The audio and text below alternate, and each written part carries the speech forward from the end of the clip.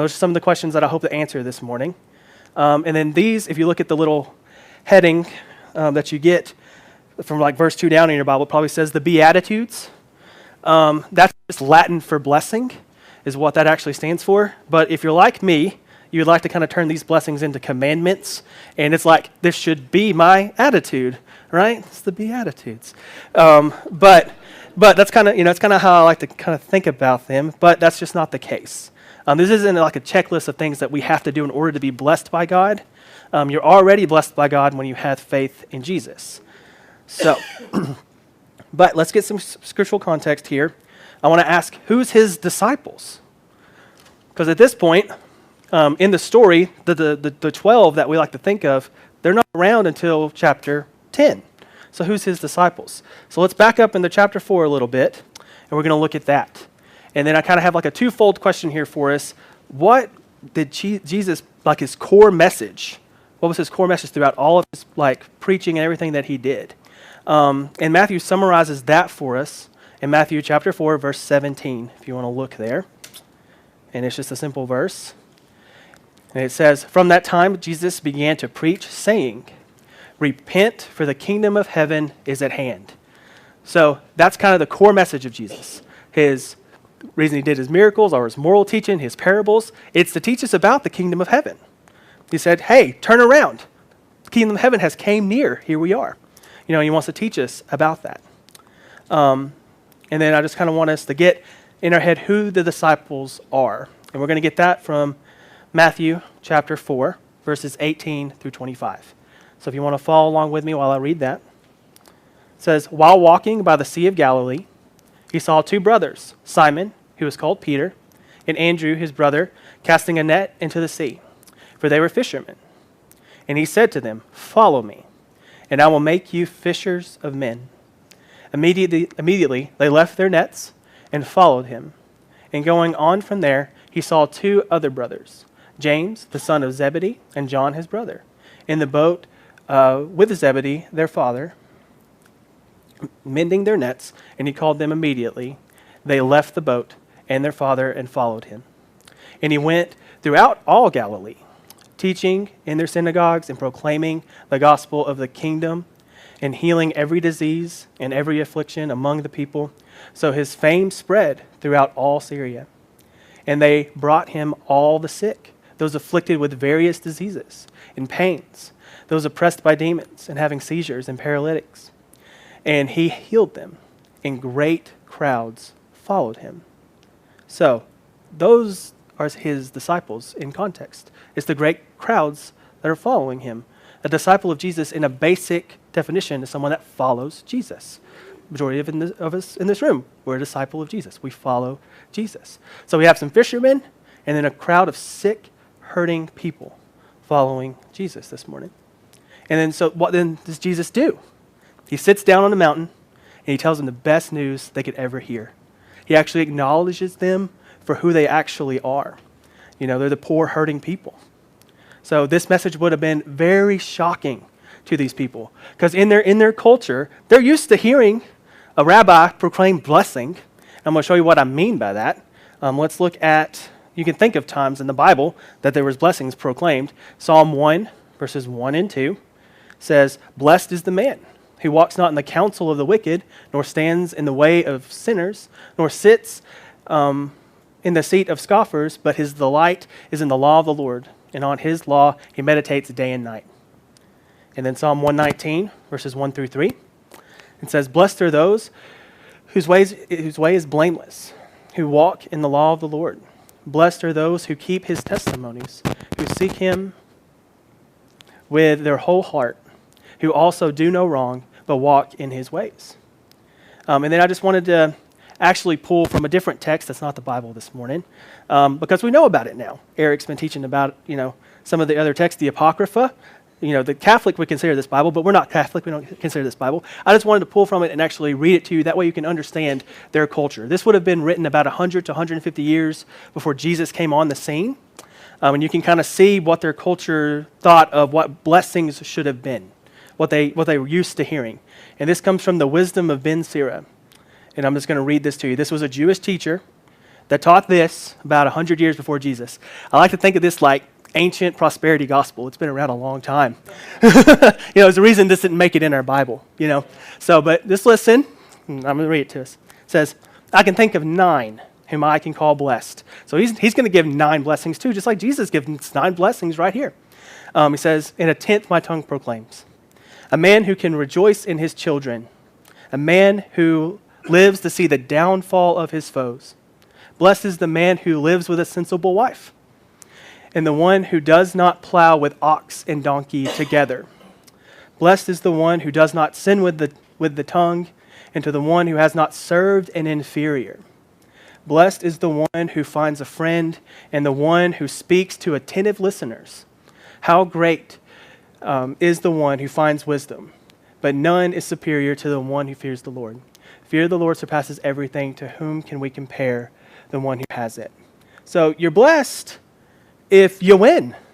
You have favor with God if you beat your inferior and you have all that stuff. That's what they're used to hearing, And so proclaiming blessings is a very Jewish rabbi thing to do, and to these people it would have been very common.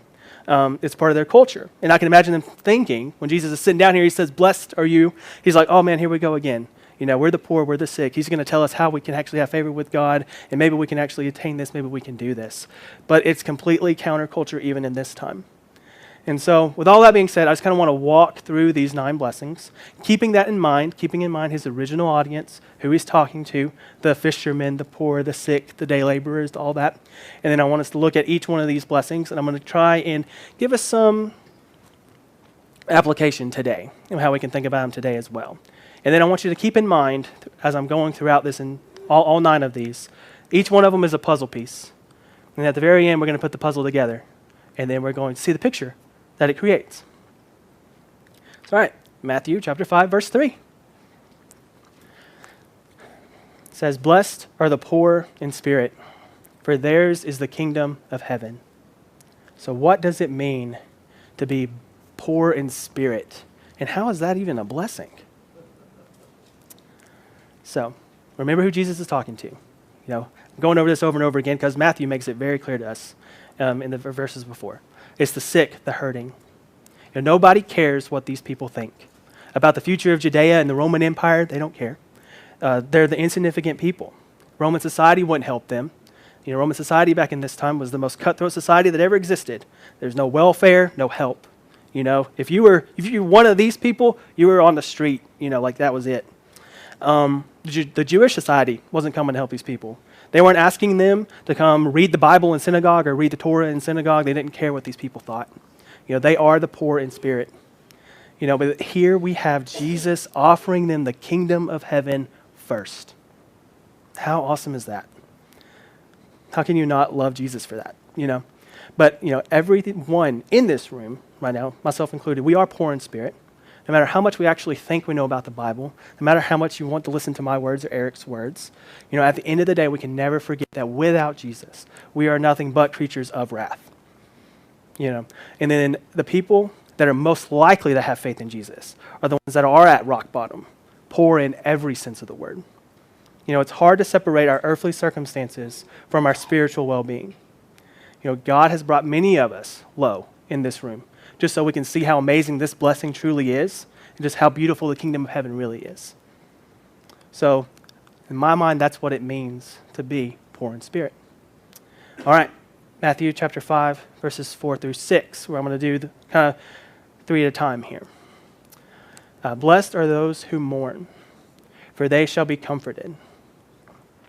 Blessed are the meek, for they shall inherit the earth.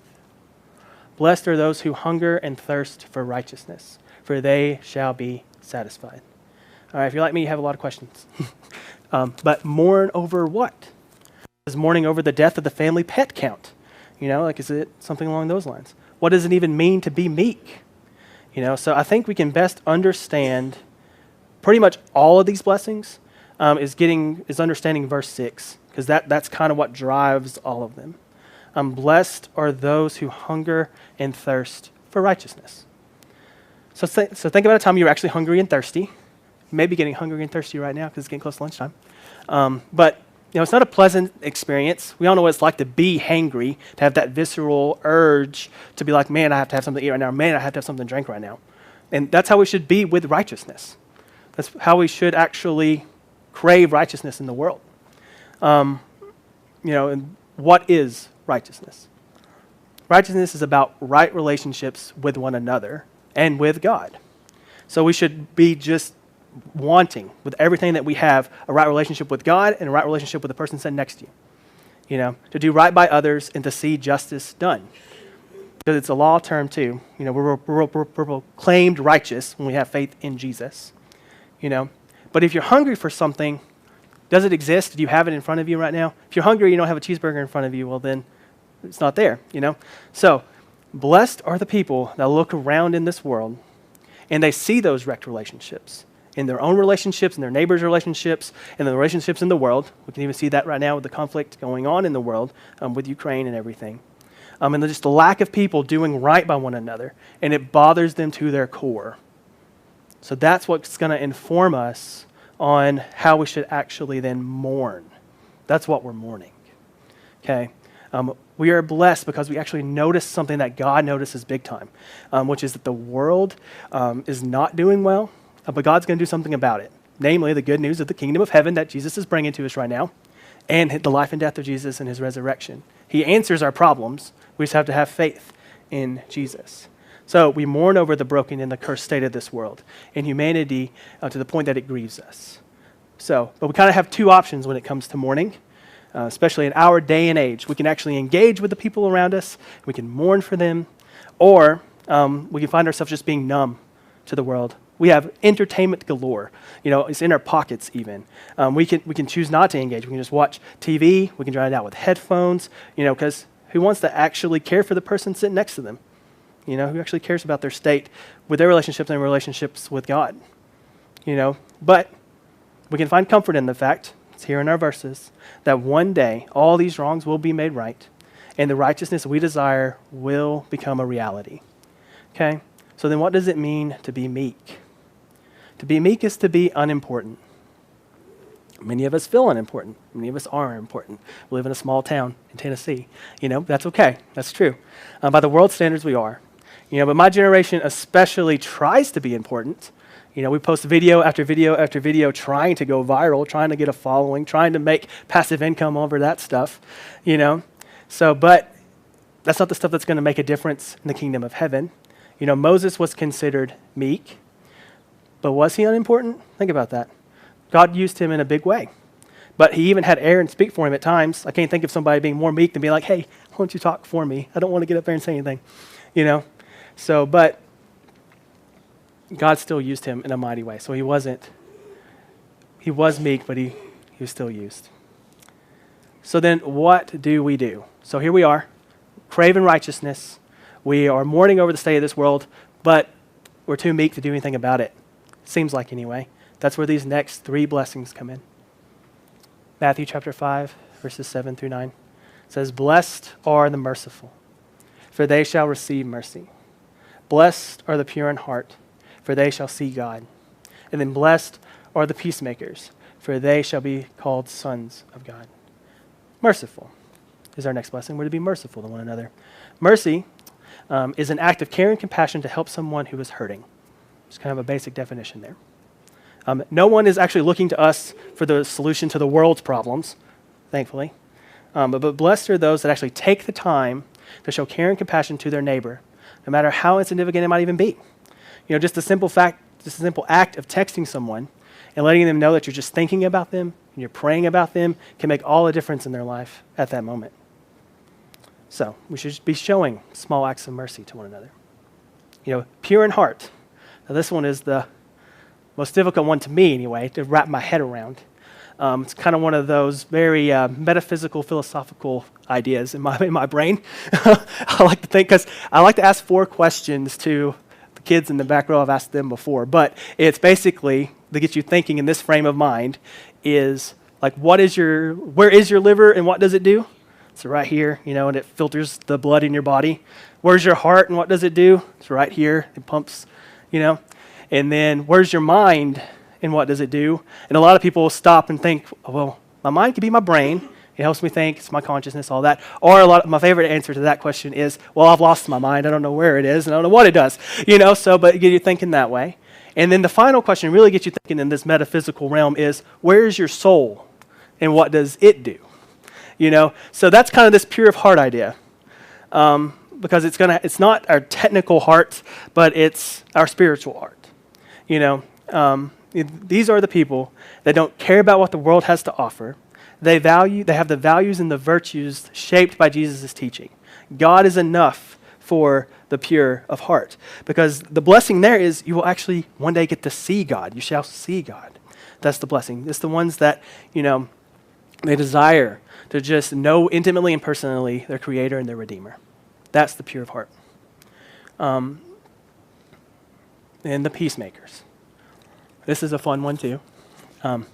Sometimes when you're following Jesus with these little acts of mercy that you're supposed to be doing with each other, and you're just trying to do the right thing with a pure heart, just seeking God, you'll find yourself trying to help two people in conflict that you love dearly. And what happens when you actually step in to try and reconcile that relationship? They both end up hating you because you don't take either one of their sides, So it's one of the most difficult things to do, to reconcile two people that just hate each other, But we're called to do that. We're called to be peacemakers. We're called to have those acts of mercy. And you're blessed for doing it, And reconciliation is one of the highest values in the kingdom of God. I think we know that very well here at Fellowship of New Church, because we all came from basically a church that was torn apart, but we're reconciled here. It was a difficult time. We can kind of see how that was difficult, and then how many relationships have came to be ruined. But reconciliation is the goal. We are to be peacemakers. Blessed are the people that long for righteousness in this world, that even if it could end badly, we still step in to be peacemakers. So, now this is where it gets to be the most difficult. Matthew chapter 5, verses 10 through 12. Blessed are those who are persecuted for righteousness' sake, for theirs is the kingdom of heaven. Blessed are you when others revile you and persecute you and utter all kinds of evil against you falsely on my account. Rejoice and be glad, for your reward is great in heaven. For so they persecuted the prophets who were before me. So persecution. We live in the Bible Belt in the South. The values of the kingdom of heaven have kind of shaped the people around here a little bit more. But the world's values and the values of the kingdom of heaven oppose one another. I think we're learning that. I think we know that. But we are blessed for being persecuted just because we stand up for righteousness. We don't experience that much here now, but it is increasing with each generation. I've had conversations with Eric because raising daughters, it's difficult to teach them this, knowing what they will probably end up facing, because with each generation, persecution gets more and more severe. Each generation, they care more about the world's values instead of the values of the kingdom of heaven. So it's always a difficult thing to teach your kids about. We just want to do the right thing. We want to have right relationships with one another, but the world is going to hate us for it. We can see that happening right now. The biggest issues in the church that we're battling against in the culture are all relational. All broken relationships of some kind. Think about it. Abortion is the result of a broken relationship and a broken idea of what sex is and what it's for. If we could, it wouldn't even be an issue if we all respected what God ordained as the marriage covenant. The same can go for the LGBTQ issues and the critical race theory issues, everything that's dividing us in the country right now. All of these are broken relationships. They're buying into the broken value system of the world instead of the value system of the kingdom of heaven. And it's an inevitable fact that at some point in our life we're going to be hated for our love for Jesus and for the love of the kingdom of heaven if we're engaging with the culture around us. The right value system that God has given us. But we can rejoice in the fact that our reward in heaven is going to be great. Jesus is going to teach us in the rest of his sermon what a righteous people looks like. Okay, so Jimmy, you could cover that next week. Have fun with that. We're not perfect, but we all should follow Jesus with everything that we have. So now remember, I said we are going to put all these pieces together here at the end and see what this puzzle creates. So yeah, I'm a lot faster than Eric when I stand up here. I can't talk for 45 minutes. I'm sorry, it's just not in me. But anyway, we hope you learned something this morning. But yeah, think about it with me.